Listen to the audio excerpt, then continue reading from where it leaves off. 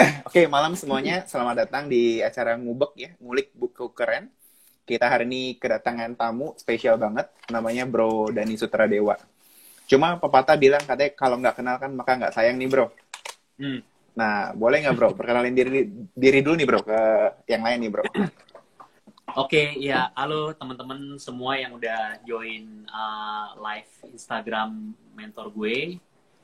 Um, pertama-tama mungkin kenalin, mungkin lebih kepada ini ya, kerjaan apa yang dilakuin sekarang. Iya, sekarang ngerjain apa? Terus kenapa sih bro Ya, bisa ngerjain itu? Udah berapa lama? iya. Jadi dari kurang lebih sekitar udah 10 tahun nih, hampir 10 tahun yang lalu, memang udah di industri finance, terutama di industri yang berhubungan dengan corporate finance. Waktu itu mulai pertama kali karirnya itu ada di join Big Four accounting firm yang ada di Indonesia. Kemudian nggak berapa lama keluar dari sana, mulai start sendiri corporate finance advisory firm, ya, namanya TJS Partners. Kita bantu banyak corporate actions perusahaan-perusahaan, ya. Corporate action mungkin bagi teman-teman di sini yang belum tahu, corporate action itu contohnya kayak misalkan perusahaan mau IPO, kita bantu. Kemudian perusahaan mau fundraising untuk cari private equity investor, kita yang jadi advisernya ya. Kemudian perusahaan mau melakukan konsorsium ya, bank loan untuk bank-bank, misalkan digabungin jadi satu untuk mendanai satu proyek besar. Nah, kita jadi advisernya. Nah, dari sana kemudian kebetulan setelah lama tuh, saya kurang lebih sekitar 8 tahunan lah ya, sekitar 8 tahunan jalanin TJS Partners.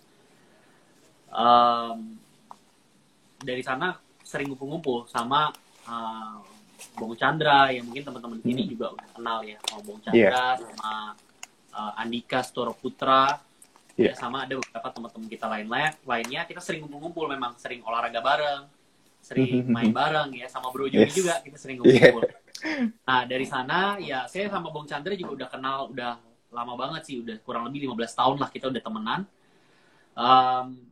Dari sana saya sering cerita mengenai aktivitas yang saya lakukan sehari-hari, yaitu di industri finance. Nah, waktu itu yang namanya venture capital tuh orang belum banyak yang tahu, belum familiar. Kurang lebih sekitar 2 tahun, 3 tahun yang lalu, nama kata-kata venture capital ini masih belum banyak orang yang tahu. Nah, tapi karena gue di industri finance, jadi gue pasti selalu berhadapan dengan mereka. Setiap hari gue ketemu dengan private equity, setiap hari gue ketemu dengan venture capital. Nah, akhirnya gue sharing dengan Bong, dengan Andika. Ya, akhirnya singkat cerita, dari sana kita sepakat untuk kita kumpul bareng, ya, join bentuk satu firm, ya, venture capital firm yang namanya Sal Ventures. Gitu, bareng-bareng waktu itu gue ajak juga Vincentius Prasetyo. Kita berempat jadinya bareng-bareng sekarang menjalankan venture capital yang namanya Sal Ventures. Gitu. Nah, sekarang kita sudah berinvestasi di 11 perusahaan. Nah, baru aja hari ini kita secure satu investment. Ya, baru tadi sore kita signing satu investment, dan excited banget. Nanti kita akan sharing. Ini merupakan satu fashion brand yang bisa dibilang one of the best ya, one of the best in Indonesia, online local online fashion brand, yang kita baru signing sore ini. Nanti siapa ya, namanya apa, nanti mungkin gue akan kasih tahu ke teman-teman mungkin in 1 or 2 weeks time, karena sekarang masih proses administrasi legalitasnya gitu. Waduh, mantap ya, kira-kira gitu Bro. Iya, Joni. Pantes senyumnya beda ya bro. Iya. Udah lama sih, jadi ada ceritanya juga. Nanti mungkin ya singkat cerita aja. Jadi kita udah approach perusahaan ini udah lama, udah kurang lebih hampir 6 bulan, 7 bulan yang lalu ya. 7 bulan yang lalu lah. Waktu itu kita approach, dianya juga belum siap, ya belum ready. Akhirnya sempet nggak kontak lama, akhirnya kita mulai kontak-kontak lagi, ini mulai intense discussion lagi, akhirnya uh, berhasil untuk kita kerjasama lah dengan perusahaan ini. Mantap Bro Dani. Yes. Bro, kita masuk ini Bro, ngobrol-ngobrol santai aja Bro ya. Bro kan kalau kayak dari gue nih pertama kali kita mulai nih, kalau nggak salah 2018 gitu ya Bro ya. Gue liat, wah Bro Dani ini orangnya energik ya. Kemudian sangat percaya diri. Apalagi kalau udah pakai tambah kacamata tuh, kepintaran naik 20% ya Bro ya. Terus cara pikirnya strategik banget, karismatik dan inspiring. Nah Bro, thank you, Bro. Dengan karakter lo yang seperti itu nih Bro, kita pengen tahu nih Bro, kan tema kali kan bagaimana cara berpikir layaknya seorang expert. Dan Bro sangat expert di ahlinya. Dan saya juga dengar cerita Bro menyelamkan salah satu perusahaan yang sebenarnya hampir bankrupt, tapi malah bisa survive, bahkan malah bisa terbang gitu Bro. Nah itu kalau bukan expert yang ngerjain tuh nggak bisa tuh Bro. Nah kita pengen tahu nih Bro, sebenarnya prinsip atau value apa sih yang Bro Dani pegang dalam hidup nih? Kemudian prinsip atau value tersebut sumbernya dari mana sih Bro? Iya. Oke. Jadi banyak sih yang mempertanyakan juga. Memang kalau hidup itu butuh prinsip ya. Intinya sih gitu. Kenapa? Karena prinsip itu kayak navigasi kita. Kayak navigasi aja. Kita mau ke arah sana, ya ini ada kompasnya. Ada petanya. Nah, prinsip itu seperti itu. Jadi yang menavigasikan hidup kita mau jalannya ke arah mana. Nah, prinsip yang pertama yang selalu gue pegang itu adalah bagaimana dalam melakukan sesuatu, kita harus berpikir bagaimana kita give value first. Jadi bagaimana kita kasih value dulu ke orang tersebut, baru kita berpikir untuk ya entah itu apakah nanti akan nanti dibales ya value yang kita udah kasih atau enggak, ya itu terserah. Cuman kita harus berpikir pokoknya give value first without expecting something in return. Begitu. Nah, kemudian prinsip yang kedua yang selalu gue pegang ya dalam menjalankan hidup itu adalah be patient ya, maksudnya sabar. Karena kebanyakan dari kita terutama mungkin teman-teman yang millennials ya, teman-teman yang millennials kebanyakan pengen sesuatu yang instan. Ya, lihat mungkin di Instagram, lihat teman-temannya, terus lihat teman di sekelilingnya ya, udah ada yang inilah pamer ini, pamer itu, akhirnya jadi panik sendiri dan instan, dan mereka mengambil jalan yang salah gitu loh, dan akhirnya stres sendiri ya. Nah, jadi be patient aja, jalanin segala sesuatu step by step. Yang penting setiap hari itu ada progress. Kayak gitu sih. Sama yang ketiga adalah jangan arrogance ya, jangan arogan gitu sih. Jadi karena gini, gue sebenarnya dulu itu gue kan lumayan pede ya. Jadi sebetulnya dulu itu gue lumayan terjebak dalam arogansi ya zaman dulu ya. Apalagi ketika lu achieve sesuatu ya. Ketika lu achieve sesuatu, lu merasa lu paling jago dalam hal itu. Nah, tapi sebetulnya arrogance itu sebetulnya membunuh ya. Arrogance kills. Kenapa? Karena saat kita menjadi arogan, kita jadi lupa bahwa kita itu makhluk yang bisa salah. Kita itu bisa buat salah. Ketika lu arogan, lu kan percaya diri lu nggak akan buat salah. Pasti kan kayak gitu. Nah, tapi ketika arogansi itu muncul, lu akan melakukan kesalahan terbesar. Karena lu merasa lu tidak pernah buat salah, tapi in fact lu bisa salah. Nah, itu yang akan membunuh lu. Nah, jadi itu gue belajar banyak ya dari hal itu. Jadi gue selalu keep di screenshot ini gue ya, handphone gue itu quotes. Ya nanti kita bicara quotes juga ya. Tapi harus bro. Ya ada satu quotes yang gue keep di screenshot HP gue. Itu tulisannya adalah kurang lebih seperti ini: The beginner's mind, ya, there are many possibilities. Jadi in the beginner's mind there are many possibilities, in the expert's mind there are a few. Ya, jadi ketika kita terus mau belajar, mau terbuka masukan orang lain, ya, kemudian bahkan dari yang lebih tua, dari yang lebih muda, ya, kita nggak ignorant, ya, pasti opportunity itu selalu terbuka untuk kita, gitu sih. Oke. Ya. Oke, thank you Bro Dani. Berarti Yes, prinsipnya tadi gue review dikit ya Bro ya.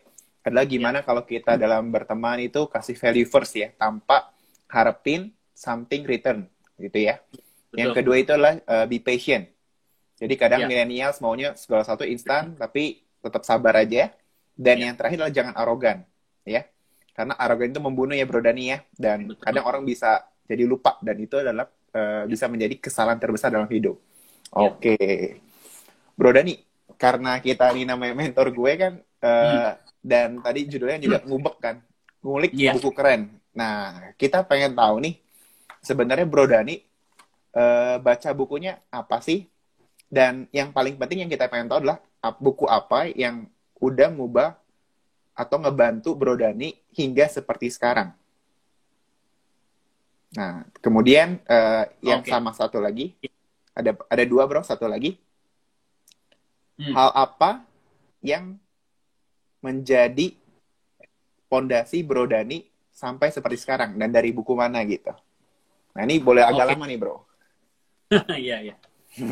Jadi, ini kedengarannya klise, ya, kalau kita bicara mengenai buku apa yang mengaruhi hidup saya, yang menjadikan guidance, ya. Yang pertama itu, kedengarannya klise, ya, tapi sebenarnya, ya memang itu betul. Yang pertama adalah Bible.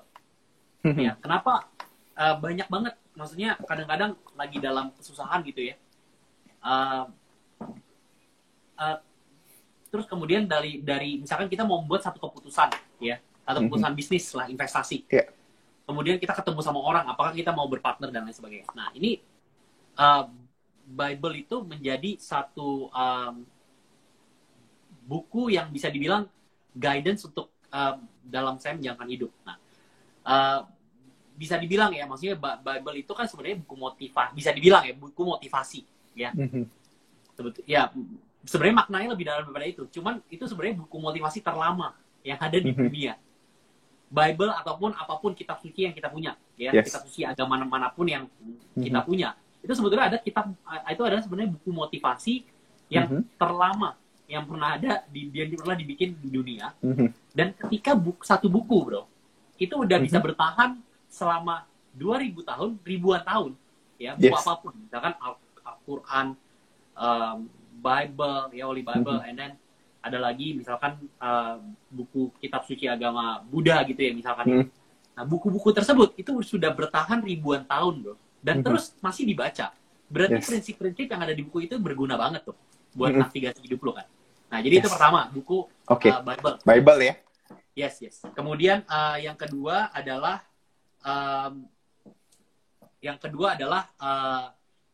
Zero to One, ya, dari Peter Thiel. Betul, bukunya ada di sini. Gua ambil bukunya dulu. Nah, ini Zero to One, ya, dari yang ditulis oleh Peter Thiel. Ya, Peter Thiel itu dia istilahnya veteran dari Silicon Valley. Ya, dia orang veteran dari Silicon Valley, di mana dia dulunya adalah salah satu founder dari PayPal. Ya. Nah, ini isinya betul-betul mempengaruhi cara pandang gue terhadap startup. Ya, karena tulisannya di sini nggak tahu kebalik ya kelihatannya ya. Iya. Nah, kebalik. Cuman di sini gue bacain aja notes on startups or how to build the future. Jadi Peter Thiel ini merupakan investor dari SpaceX. Dia juga investor dari beberapa Facebook, ya. Dia early investor dari Facebook, Peter Thiel. Jadi di sini berubah ya, di buku-bukunya dia itu banyak merubah cara pandang gue terhadap ketika kita melihat startup, satu perusahaan startup company. Ya. Mau gue ambil beberapa poin yang menurut gue penting banget. Dikit aja, Bro. Teman bisa denger dulu juga ya. Kenapa? Dikit aja ya. Jadi di sini ada 4 prinsip, ya 4 saran dia untuk startup, ya 4 saran dia untuk startup di bukunya. Saran yang pertama itu adalah it's better to risk boldness than triviality. Nah, maksudnya adalah ketika jadi jangan take chances. Itu yang pertama, ya. Kemudian yang kedua adalah a bad plan is better than no plan. Oke. Ya. At least we have a plan gitu loh. Dibanding kita diem aja, ya. Kemudian yang ketiga, competitive markets destroy profits. Nah, ini juga salah satu hal yang penting. Maksudnya, contoh lah ya, mentor gue. Ini agak sedikit cerita mengenai mentor. Mentor gue sebetulnya bisa dibilang ada di market yang tidak kompetitif. Ya, nah, bisa dibilang ini merupakan ada di satu kue yang baru, ya, tidak kompetitif. Karena kenapa? Competitive market itu akan menghancurkan profit. Jadi yang harus dikejar oleh para startup itu adalah sebetulnya monopoli. Oke. Ya, nah, memang Peter Thiel itu agak kontroversial. Ide-idenya dia di buku ini itu lumayan kontroversial, beberapa ide-idenya dia. Ya. Tapi betul, gitu, kontroversial but true, ya. Dimana dia bilang kalau lu mendirikan sebuah startup, lu harus incar untuk menjadi monopoli. Kayak contoh ya, kayak Google. Google is a monopoly company, walaupun dia klaim dia bukan monopoli. Tapi sebetulnya Google itu adalah monopoli company. Search engine, ya dia monopolize search engine yang ada di dunia. Facebook juga seperti itu. Dia monopolize social media yang ada di dunia. Facebook is a monopoly company. Dia punya Facebook, dia punya Instagram. In fact, kita sekarang lagi live di Instagram, punya Mark Zuckerberg kan. Jadi, incar untuk selalu menjadi itu. Karena company-company yang mengincar menjadi monopoli, mereka adalah company-company yang bisa berubah menjadi dari zero to one. Makanya judulnya dari zero untuk bisa lompat, leap menjadi one, ya, gitu. Nah, kemudian yang terakhir, yang ketiga, itu adalah, tadi ada 4 ya. Yang ketiga adalah sales matters just as much as product. Maksudnya adalah sales itu penting juga dibanding hanya produk. Nah, dia bilang ini sebetulnya gara-gara waktu itu di Silicon Valley, ada banyak startup-startup itu yang hanya mementingkan terhadap produknya. Tapi dia nggak mikirin cara jualannya gimana. Pokoknya dia develop satu produk ini bagus, ayo invest di perusahaan gua. Tapi nggak mikirin cara dapetin salesnya, cara dapetin profitnya seperti apa. Nah, itu 4 tips dari dia ya untuk startup. Banyak banget di sini ada insight-insight yang bagus ya. Jadi nanti teman-teman ya kalau tertarik bisa baca buku ini. Apalagi teman-teman yang lagi buat startup, ya, yang lagi menjalankan startup. Ada beberapa yang saya rasa sangat relevan untuk diterapkan, tapi ada beberapa juga yang enggak, ya. Jadi insightful banget. Kemudian yang ketiga, tadi ada 3 ya. Atau kita satu lagi terakhir ya. Ada namanya ini Paul Krugman. Jadi judulnya adalah End This Depression Now. Paul Krugman ini dia merupakan Nobel Prize, seorang pemenang Nobel Prize in Economics, ya. Buku ini jadi satu guidance terutama di saat yang lagi krisis seperti ini, ya.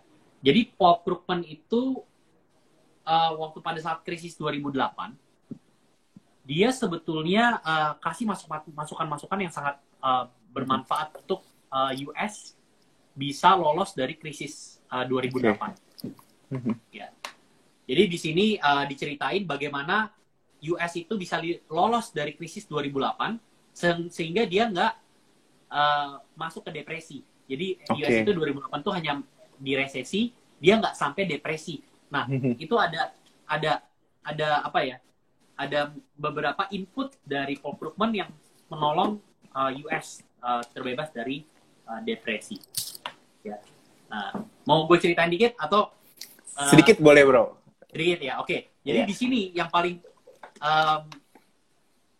mungkin buat teman-teman yang suka ekonomi, ya bisa mulai baca buku ini juga. Bukunya sangat ya nggak begitu berat-berat banget, walaupun dia pemenang dari Nobel Prize in Economics, sebenarnya nggak begitu berat.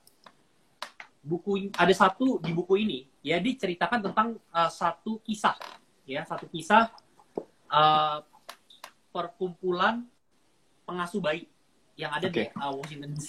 Ya, perkumpulan pengasuh bayi yang ada di Washington DC. Nah, perkumpulan ini sebetulnya dia adalah parents ya yang bekerja di Capitol Hill. Jadi di pemerintahan. Parents ini dia udah punya anak di rumah. Contoh misalkan Bro Sung, Bro Joni kerja di Capitol Hill ya. Saya juga kerja di sana. Oke. Ya, kita sepakat nih kita ngadain satu perkumpulan pengasuh bayi. Karena kalau di Amerika itu sewa suster itu mahal. Mahal, iya. Jadi makanya mereka masing-masing bikin kayak perkumpulan supaya kalau misalkan Joni Sung lagi pergi keluar, gue bisa jaga anaknya Joni Sung. Iya.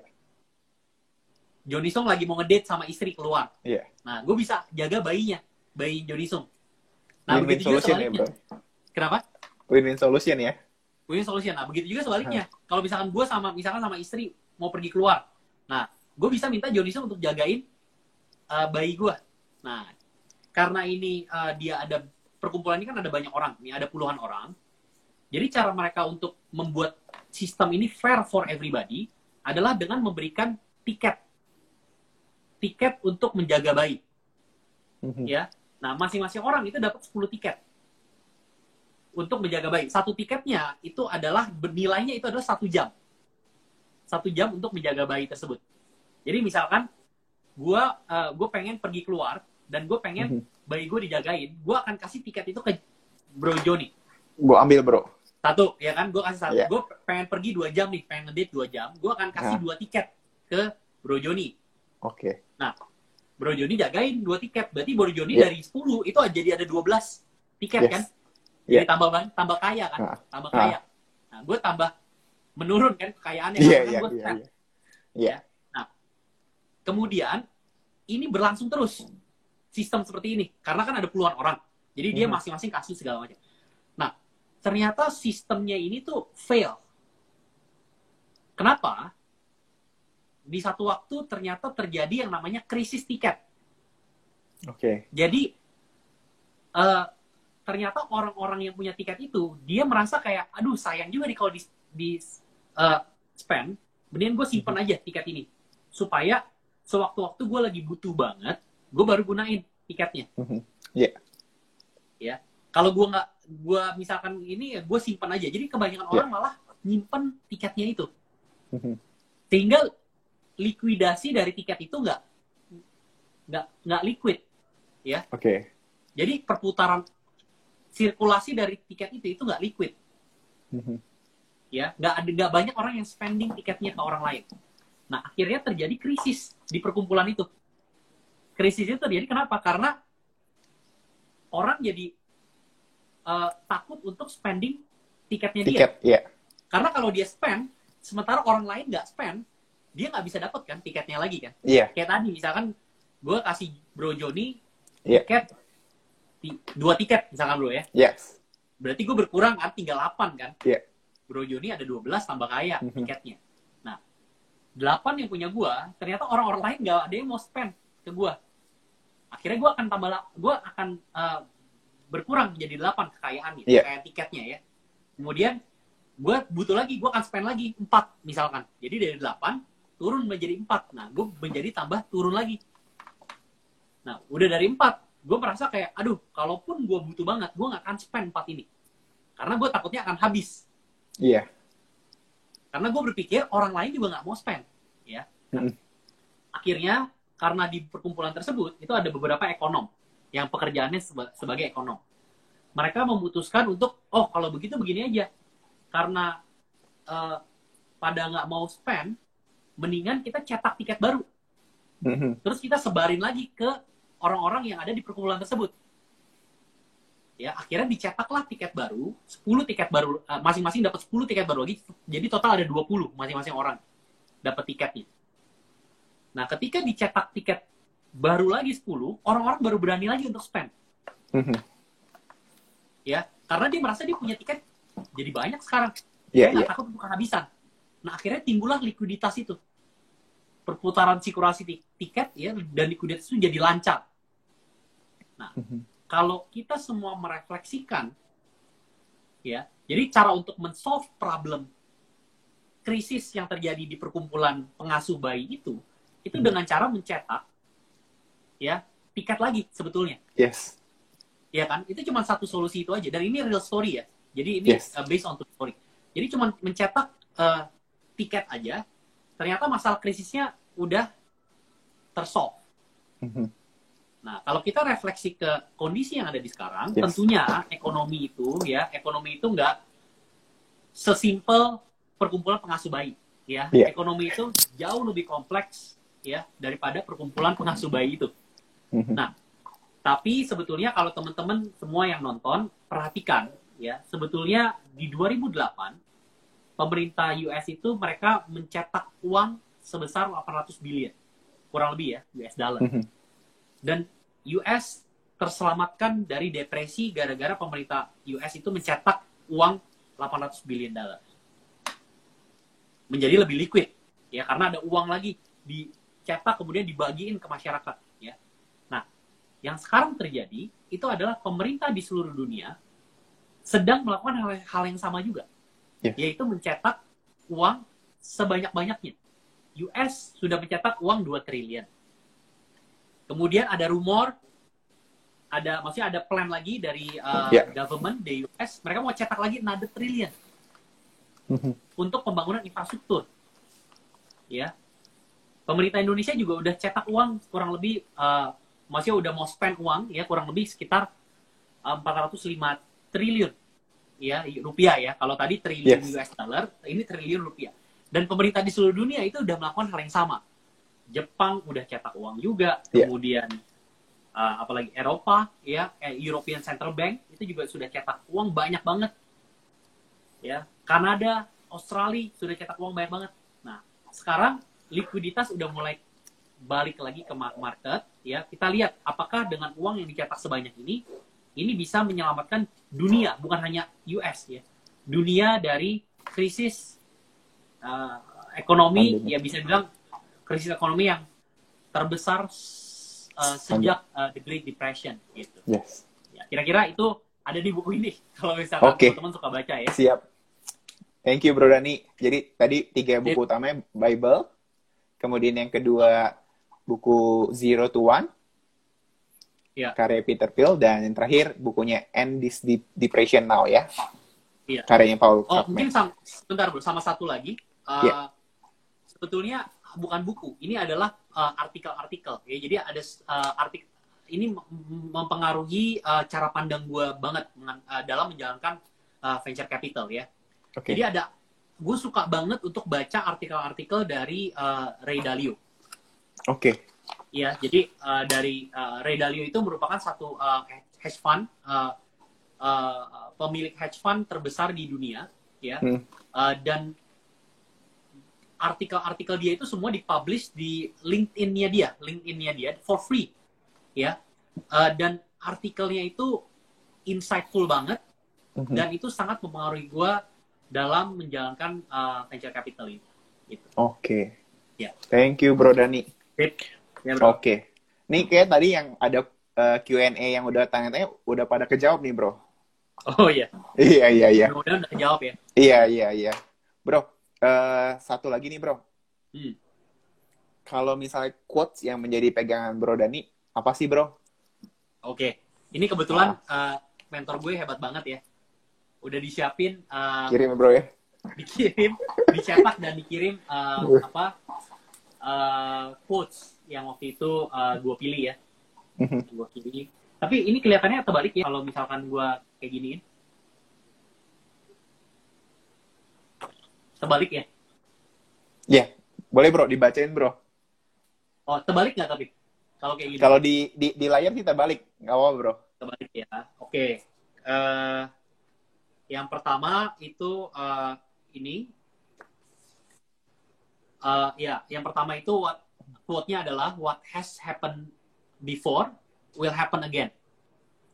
What has been done before will be done again. There is nothing new under the sun. Nah, ini ada di Old Testament, Perjanjian Lama ya. Yes. Nah, ini menjadi guidance dalam gua melihat ekonomi ya ke depannya. Situasi ekonomi dan sejarah. Politik ya, ekonomi dan politik ke depannya. Kenapa? Karena ya memang betul apa yang terjadi saat ini sebetulnya adalah hal-hal yang kumpulan ya, maksudnya bukan artinya bukan situasi yang sama, tapi adalah kumpulan dari beberapa hal-hal yang pernah terjadi sebelumnya.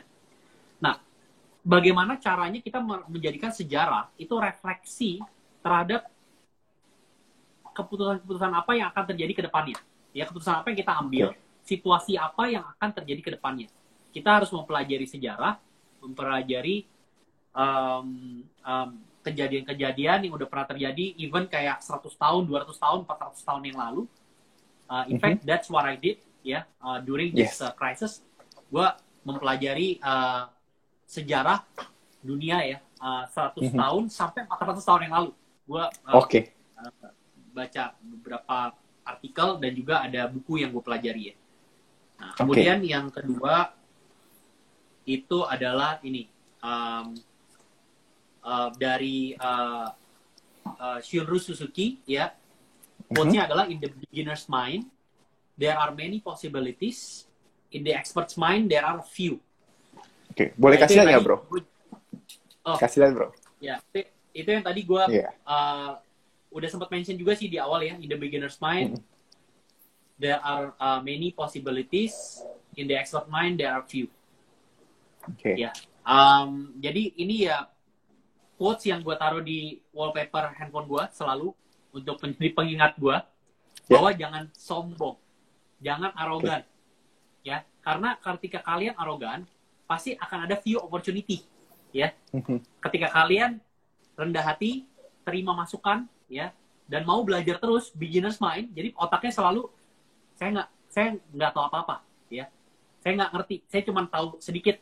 Nah, dari sana kita bisa punya mental untuk terus belajar kalau menjadi beginner's mind, ya, punya pikiran beginner's mind.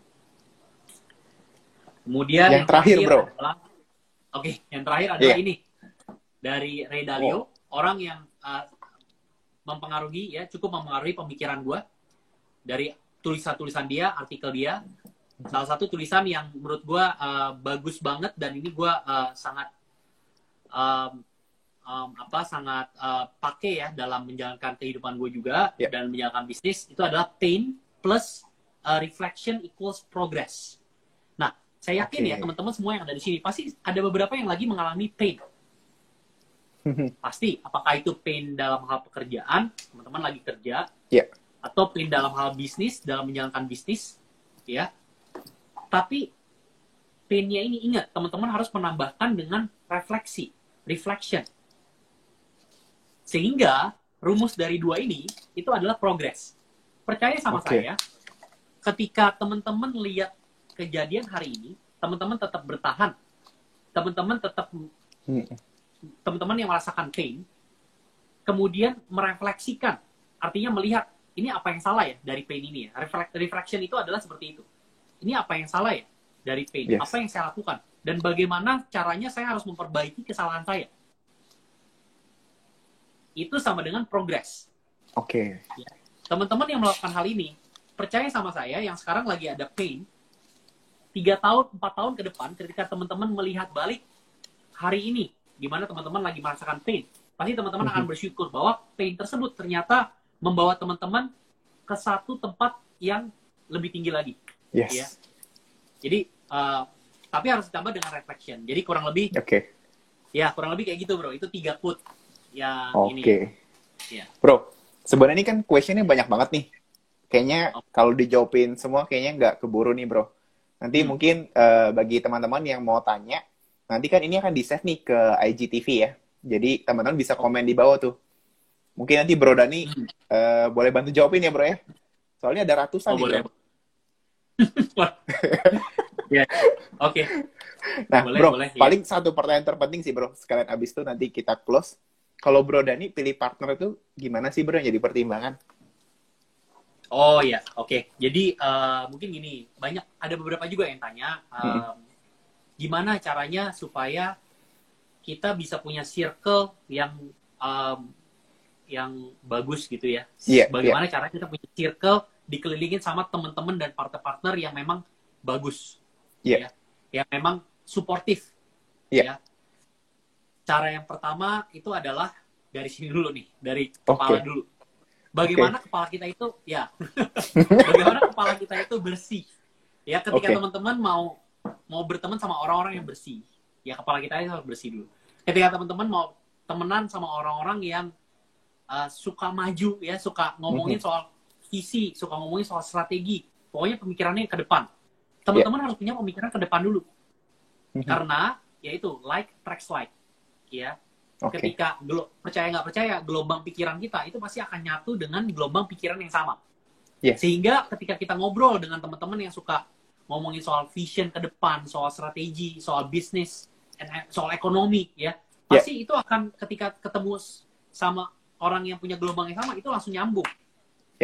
Sehingga banyak hal yang bisa dibicarakan, banyak hal yang bisa dikerjain bareng-bareng. Ya, jadi dari sana dulu, ya, kemudian dari pemikiran itu kita akan ketemu dengan orang yang sama. Dan dengan otomatis kita akan mereject orang-orang yang nggak punya pemikiran yang sama dengan kita. Itu sudah naturally sudah akan terjadi seperti itu. Ya. Nah, kemudian yang kedua, tips untuk berpartnership itu adalah give value first. Yang tadi saya bilang. Ya, bagaimana misalkan banyak orang misalkan, oh, saya pengen dong berteman sama orang yang hebat nih, ya, orang yang lebih hebat dari saya, orang yang lebih berwawasan dari saya, orang yang lebih apa, pokoknya lebih ya. Bagaimana caranya kita bisa berteman dengan mereka? Nah, caranya adalah mindsetnya itu harus bagaimana cara kita bantu dulu orang itu, kasih value dulu ke mereka. Bantu dulu, kasih dulu ya. Supaya kasih dulu, jangan belum apa-apa kayak, tolong dong Pak, tipsnya untuk ini, misalkan contoh ya. Langsung males ya bro ya. Tolong dong Pak, ini saya punya misalkan punya produk nih atau punya buku gitu ya, tolong dong misalkan di endorse atau apa. Misalkan contoh kayak gitu ya, yang simple. Nah, itu nggak akan bisa nyantol. Tapi kalau kita give value first, ya, orang itu akan merasa, oh, ini dia membantu gua dan dia bawa value dalam hidup gua. Yuk kita berpartner. Kan kayak gitu. Dia bawa value di dalam hidup gua. Let's partner up. Ya, gitu. Mau juga nih berpartner sama Bro Dani nih. Kenapa?